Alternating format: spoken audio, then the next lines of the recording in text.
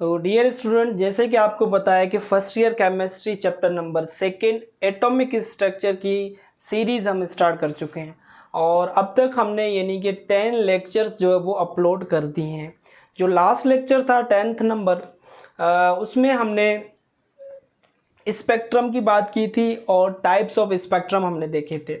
और आज lecture number 11 में हम हाइड्रोजन के स्पेक्ट्रम को डिस्कस करने वाले हैं और हाइड्रोजन की जो स्पेक्ट्रल सीरीज़ बनती है उसे हम डिस्कस करते हैं। तो देखें स्टूडेंट्स, अगर हम बात करते हैं हाइड्रोजन की, हाइड्रोजन जो है it is a simplest atom. Hydrogen हमारे पास सिंपलेस्ट एटम है और हाइड्रोजन के पास एक इलेक्ट्रॉन है, 1 इलेक्ट्रॉन प्रेजेंट है। और ये जो एक इलेक्ट्रॉन है, that electron is revolving, students revolving around unipositive nucleus.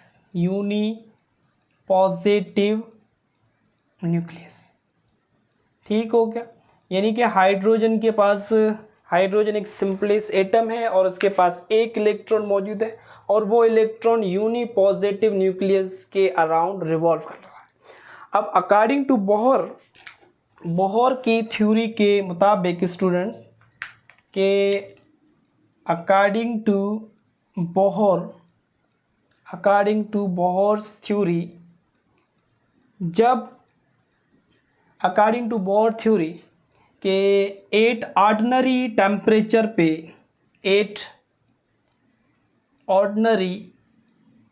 Temperature की अगर हम बात करें तो ऑर्डिनरी टेम्परेचर पे इलेक्ट्रॉन जो है, that electron is present in a ground state.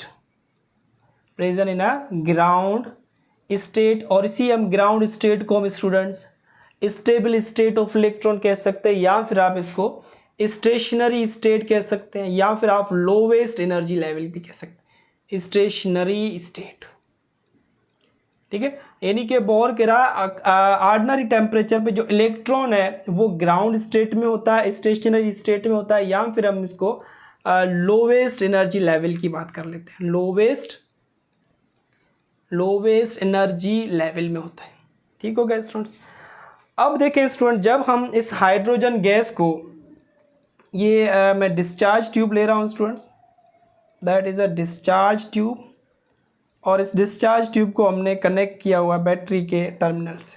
ठीक है, यहाँ से करंट प्रोवाइड कर रहे हैं और यहाँ पे हमने इस डिस्चार्ज ट्यूब के अंदर ली हुई है गैस। कौन सी गैस है student? That is a hydrogen gas. ठीक है, H2, हाइड्रोजन गैस H2 की फॉर्म एग्जिस्ट करती है। अब जैसे ही यहाँ से स्टूडेंट्स हम करंट देंगे एट लो प्रेशर पे, करंट जैसे ही अलो करेंगे लो प्रेशर पे, प्रेशर शुड बी 0.001 mmHg। ठीक है। अब क्या होगा स्टूडेंट, सबसे पहले तो ये जो हाइड्रोजन एटम मॉलिक्यूल की फॉर्म में, ये हाइड्रोजन एटम मॉलिक्यूल में से जो हाइड्रोजन का जो मॉलिक्यूल है वो ब्रेक होगा और this hydrogen gas change into atomic form में आएगी। कौन सी स्टेट में आ जाएगी? एटॉमिक फॉर्म में आएगी।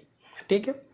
उसके बाद ये हाइड्रोजन के जो एटम हैं, ठीक है स्टूडेंट, हाइड्रोजन के एटम, अब सपोज करें मैं यहाँ पर ये हाइड्रोजन का एटम बना रहा हूँ, दैट इज अ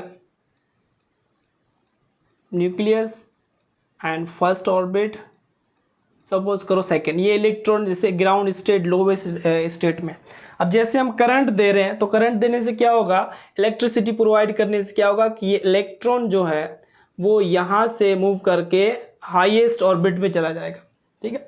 अब दोबारा डी एक्साइटेशन पे जब इलेक्ट्रॉन दोबारा अपनी ग्राउंड स्टेट में वापस आएगा, रिटर्न बैक होगा, तो वो एक फोटोन, एक क्वांटा इमिट करेगा स्टूडेंट्स। और जब इस क्वांटा को हम प्रिज्म से पास करेंगे तो हमारे पास यहाँ पर एक स्पेक्ट्रम बनेगा और उस स्पेक्ट्रम को हम कहेंगे, that spectrum is known as emission spectrum of hydrogen. ठीक है।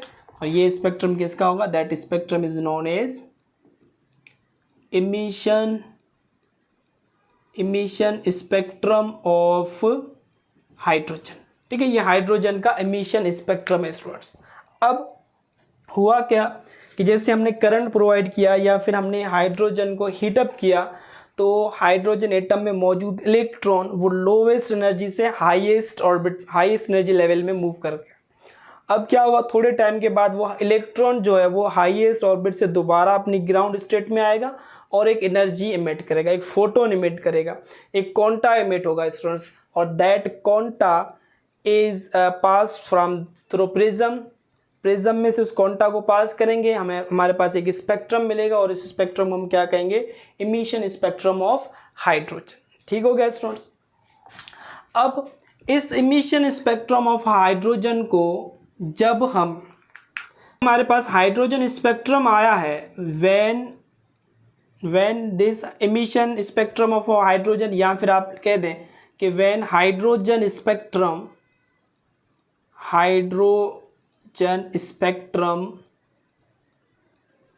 जब इस हाइड्रोजन स्पेक्ट्रम को व्यू किया गया, when this hydrogen spectrum is viewed, or when this hydrogen spectrum is its studies under high resolution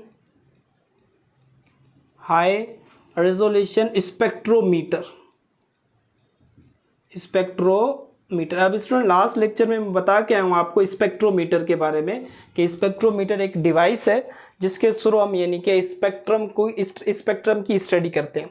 तो जब इस हाइड्रोजन स्पेक्ट्रम को स्टडी किया गया स्पेक्ट्रोमीटर के अंदर, तो हमने several spectral line are observed, several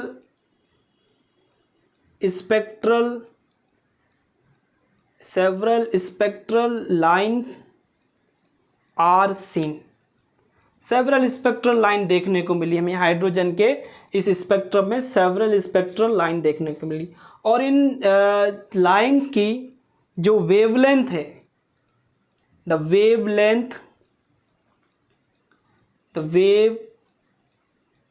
wavelength of these spectral lines, the wavelength of these spectral lines or the wavelength of these wavelength of lines या spectral lines lie into UV visible and IR region। ठीक है, और ये जो spectral line देखने को मिली, ये spectral line कहाँ पे टैली कर रही है, उनकी वेवलेंथ कहाँ पर एडजस्ट हो रही है, उनकी वेवलेंथ एडजस्ट हो रही है students ultraviolet, visible and IR region के अंदर। ठीक है, फिर इन स्पेक्ट्रल लाइंस को क्लासीफाई किया गया है student. These spectral lines are divided into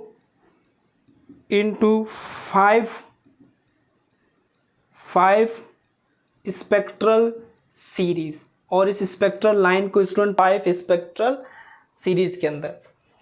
तो वो हाइड्रोजन की 5 स्पेक्ट्रल सीरीज कौन सी है? सबसे पहली जो स्पेक्ट्रल सीरीज है हाइड्रोजन की, दैट इज लाइमन सीरीज, जो मैंने यहाँ पर लिखी हुई है स्टूडेंट्स। ठीक है, फर्स्ट जो सीरीज है दैट इज, यहाँ से मिटा के हम इस तरफ लिख लेते हैं। तो 5 स्पेक्ट्रल सीरीज। सबसे पहली स्पेक्ट्रल सीरीज है student that is Lyman series. ठीक हो गया स्टूडेंट्स। और सेकेंड इज बार्मर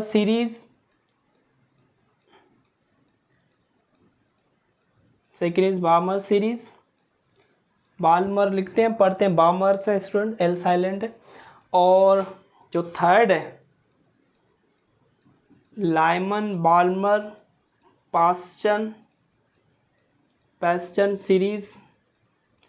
और जो fourth student that is bracket, and fifth is fund series है हमारे पास। ये 5 स्पेक्ट्रल सीरीज़ होती हैं हाइड्रोजन स्पेक्ट्रम की। जब हमने हाइड्रोजन स्पेक्ट्रम को अंडर हाई रिजोल्यूशन स्पेक्ट्रोमीटर के अंदर स्टडी की तो हमें डिफरेंट स्पेक्ट्रल लाइंस नज़र आई, डिफरेंट स्पेक्ट्रल सीरीज़ नज़र आई।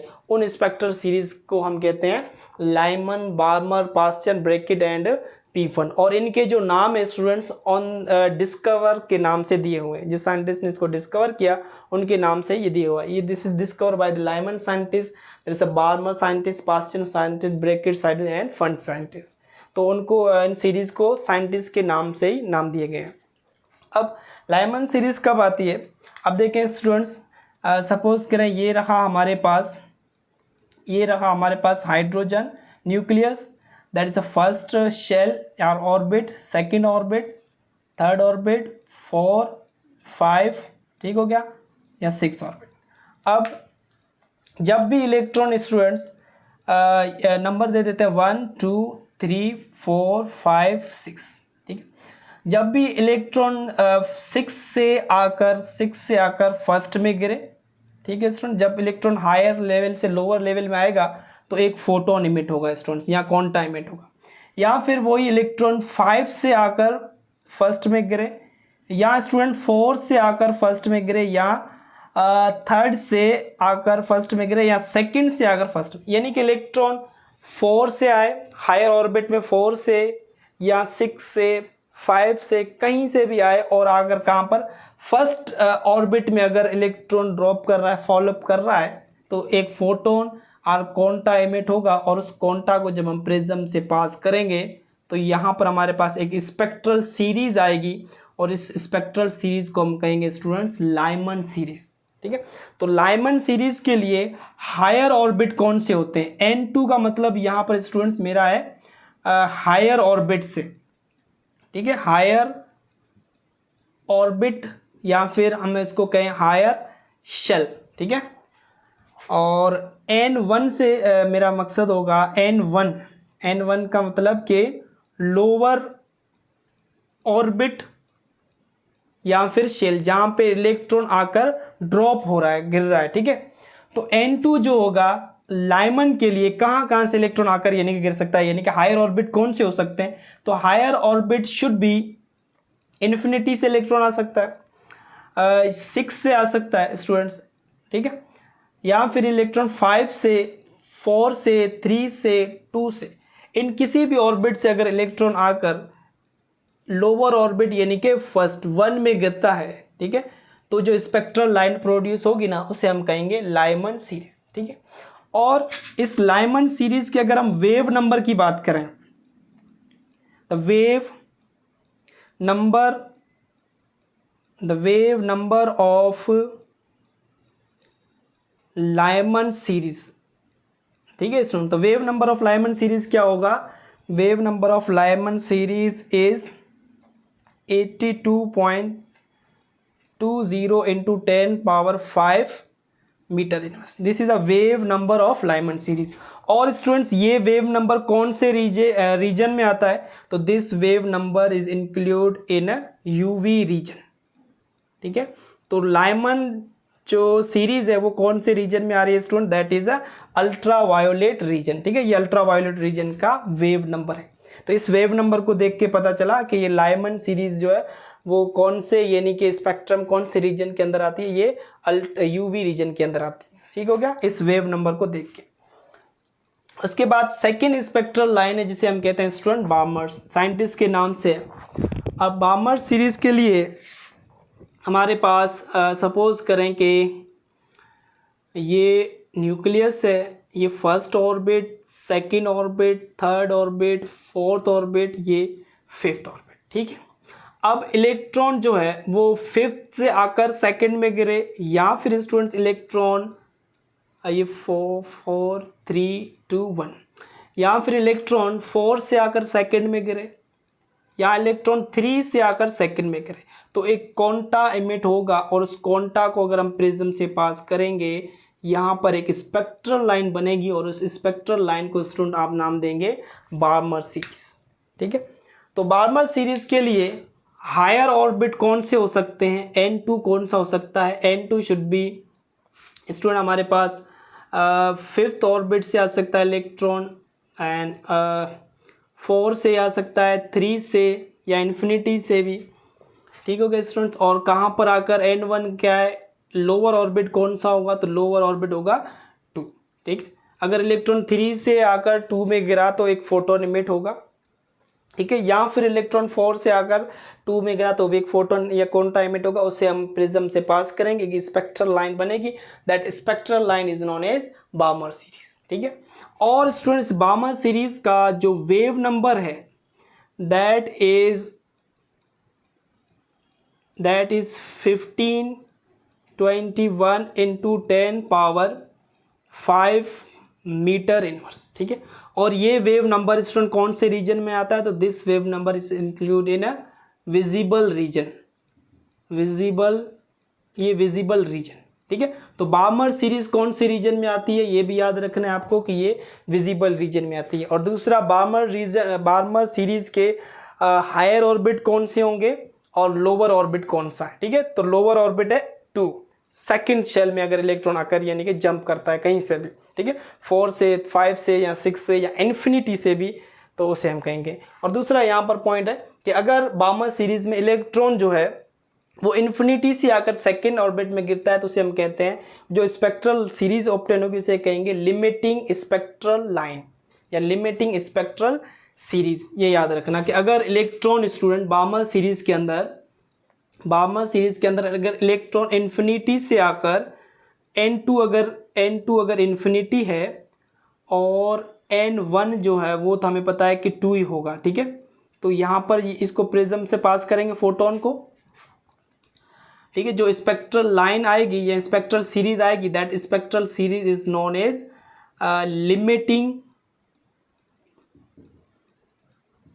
लिमिटिंग स्पेक्ट्रल सीरीज या लिमिटिंग स्पेक्ट्रल लाइन भी लिख सकते हैं। ठीक है क्या स्टूडेंट्स, लिमिटिंग स्पेक्ट्रल लाइन क्या होगी कि सर अगर इलेक्ट्रॉन इन्फिनिटी से आए और सेकेंड ऑर्बिट में जंप करे तो एक फोटोन इमिट होगा, क्वांटा इमिट होगा, उस क्वांटा को अगर हम प्रिज्म से पास करेंगे तो एक स्पेक्ट्रल लाइन आएगी। That spectral line is known as limiting spectral line.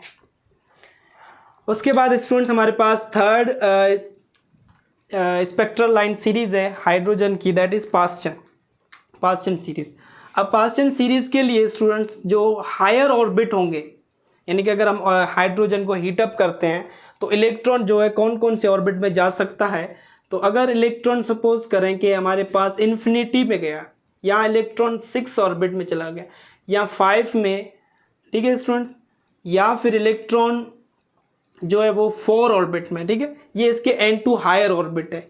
In orbit से इलेक्ट्रॉन यानी कि 5 में या 4 में, इन्फिनिटी में, और आकर जंप कर रहा है लोअर ऑर्बिट कौन सा है, 3 ऑर्बिट में आकर इलेक्ट्रॉन जंप कर रहा है। ठीक है, तो अब जैसे हमारे पास ये first orbit, second orbit, third orbit, 4, ये 5th। ठीक है स्टूडेंट, ये हमारे पास 1 ऑर्बिट है, ये 2, 3, 4, 5 बनाए। ठीक है, अब इलेक्ट्रॉन या तो 5 से 3 में आए या फिर इलेक्ट्रॉन स्टूडेंट्स यहाँ पर ये 6 से 3 में आए या फिर 4 से 3 में आए। ठीक है, तो यहाँ पर एक स्पेक्ट्रल क्वांटा इमिट होगा और उस क्वांटा को प्रिज्म से पास करेंगे तो यहाँ पर एक स्पेक्ट्रल लाइन्स आएगी।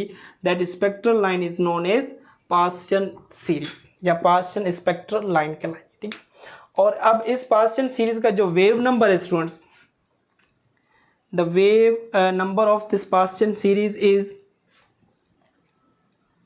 3.2 इंटू 10 पावर 5 मीटर इनवर्स।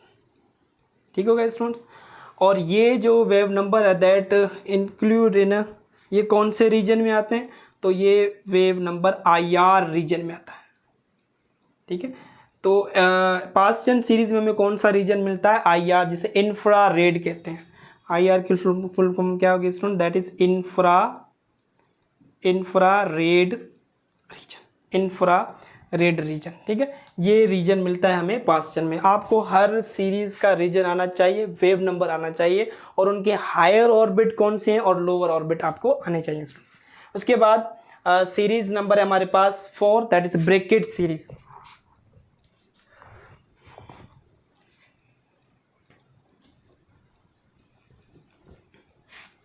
अब देखें स्टूडेंट, ब्रैकेट सीरीज में, ब्रैकेट सीरीज नाम से, साइंटिस्ट के नाम से डिस्कवर हुई है स्टूडेंट्स, ब्रैकेट साइंटिस्ट। तो ब्रैकेट सीरीज के लिए जो हायर ऑर्बिट होंगे जहाँ से इलेक्ट्रॉन आ सकता है, N2 जिसे मैं कह रहा हूँ student, that should be infinity, that should be 6, ठीक है, यानी कि वो 6 से आ सकता है, इन्फिनिटी से आ सकता है, ठीक है। और N1 क्या होगा इसके लिए स्टूडेंट्स, N1 जो होगा दैट शुड बी 4, ठीक है, दैट शुड बी 4, यानी कि कहीं से भी इन्फिनिटी से आ गया, 5th से आ गया, और इलेक्ट्रॉन और कहाँ पर ट्रांजिशन करेगा, 4 में, ठीक है। जैसे हमारे पास first orbit that nucleus, first orbit, second, third, fourth, 5th, 6th, infinity, ठीक है, 1 2 3 4 5 6, ये इन्फिनिटी। अब इलेक्ट्रॉन अगर इलेक्ट्रॉन इन्फिनिटी से आकर 4 में गिर रहा है, या 6 से आकर 4 में गिर रहा है, या 5 से 4 में, तो जो भी यानी कि ये ट्रांजिशन करेगा, एक फोटोन कौन टाइम एट होगा, उसको आप प्रिज्म से पास करेंगे, यहाँ पर एक सीरीज बनेगी, स्पेक्ट्रल लाइन आएगी, that spectral line is known age Brackett series, ठीक है। और ये जो ब्रैकेट सीरीज है कौन से रीजन में आती है, तो ये भी आपको याद रखना है कि this Brackett series is include in mid IR region के अंदर आती है, ठीक हो गया student, that is a mid IR region. उसके बाद हमारे पास last series that is Pfund series. अब फंड सीरीज में स्टूडेंट, फंड सीरीज में हमारे पास जो हायर ऑर्बिट होंगे, ठीक है, हायर ऑर्बिट इन्फिनिटी हो सकता है, हायर ऑर्बिट 6 हो सकता है, और जो लोअर ऑर्बिट होगा दैट शुड बी 5th, ठीक है। तो अगर इलेक्ट्रॉन इन्फिनिटी या 6 से आकर 5th में गिरेगा और एक फोटोन इमिट होगा, उस फोटोन को जैसे हमारे पास ये 1 ऑर्बिट, 2 3 4 5 6, और ये इन्फिनिटी 1 2 3 4 5 6, ठीक है। अब इलेक्ट्रॉन जो है सपोज करो आ रहा है इन्फिनिटी से आकर 5th में गिरे, या फिर 6 से आकर 5th में गिरे, ठीक है, तो एक फोटोन या क्वांटम इमिट होगा, उसको प्रिज्म से पास करेंगे, यहाँ पर स्पेक्ट्रल लाइन आएगी, that is known as Pfund series, ठीक है। और ये जो फंड सीरीज है that lies in a far infrared region, far IR region, ठीक है। तो स्टूडेंट्स ये 5 स्पेक्ट्रल सीरीज होती हैं हाइड्रोजन की, सही है। अब एक last point, very very important point students, कि जैसे हम लाइमन से फंड सीरीज की तरफ जा रहे हैं, तो यहाँ पर वेव नंबर जो है स्टूडेंट्स वो डिक्रीज हो रहा है, वेव नंबर क्या हो रहा है स्टूडेंट्स, डिक्रीज हो रहा है। यहाँ पर वेव नंबर देखें, यहाँ पर वेव नंबर देखें, तो जैसे हम जा रहे हैं सीरीज में वेव नंबर डिक्रीज होता जा रहा है। यानी कि अगर हम बात करते हैं लाइमन सीरीज से फंड सीरीज की तरफ, ठीक हो गया, फंड सीरीज,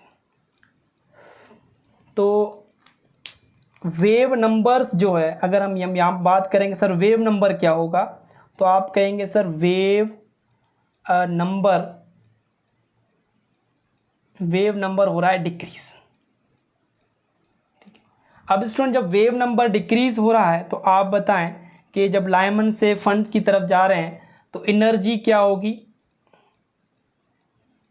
और फ्रीक्वेंसी क्या होगी, तो ये दोनों भी क्या होंगे स्टूडेंट्स, डिक्रीज, ठीक है। और वेवलेंथ क्या हो रही होगी, वेवलेंथ स्टूडेंट्स हो रही, इंक्रीज हो रही होगी, वेवलेंथ इंक्रीज। सब लाइमन से हम फंड की तरफ जाते हैं, लाइमन से फंड सीरीज अगर हम सीक्वेंस से रखें, Lyman, Balmer, Paschen, Brackett and Pfund, तो वेवलेंथ इंक्रीज होती है स्टूडेंट। लाइमन सीरीज की जो वेवलेंथ होती है that is less than 4000 angstrom से भी कम होती है। और बामर सीरीज की अगर वेवलेंथ देखें तो बढ़ जाती है, दैट इज बिटवीन दी 4000 से लेकर 7000 एंगस्ट्रॉन तक वेवलेंथ होती है। ठीक है, जब वेवलेंथ बढ़ रही है तो एनर्जी क्या होगी, डिक्रीज होगी। इसी वजह से अल्ट्रा वायलेट जो अलाइनमेंट के अंदर कौन सा रीजन आता है students, UV region, ultraviolet. और बामर के अंदर कौन सा रीजन आता है स्टूडेंट्स, विजिबल। ठीक है, तो यूवी की जो है ना फ्रीक्वेंसी और एनर्जी ज़्यादा होगी एज कम्पेयर टू विजिबल। क्यों, क्योंकि यहाँ पर वेवलेंथ कम है अल्ट्रा वायलेट की और विजिबल की वेवलेंथ ज़्यादा होती है। ठीक है, तो यानी कि लाइमन से फंड की तरफ जाते हुए एनर्जी फ्रीक्वेंसी डिक्रीज होती है, वेव नंबर डिक्रीज होते हैं, जबकि वेवलेंथ जो वो इंक्रीज हो रही होगी। अगर मैं आपसे कहूँ कि हमारे पास ना स्पेक्ट्रल जो रीजन आ रहा है, अगर एक हमारे पास स्पेक्ट्रल रीजन आ रहा है फंड सीरीज़ के अंदर और दूसरा आ रहा है बामा सीरीज़ के अंदर, बताओ कौन से रीजन वाले की वेवलेंथ ज़्यादा होगी।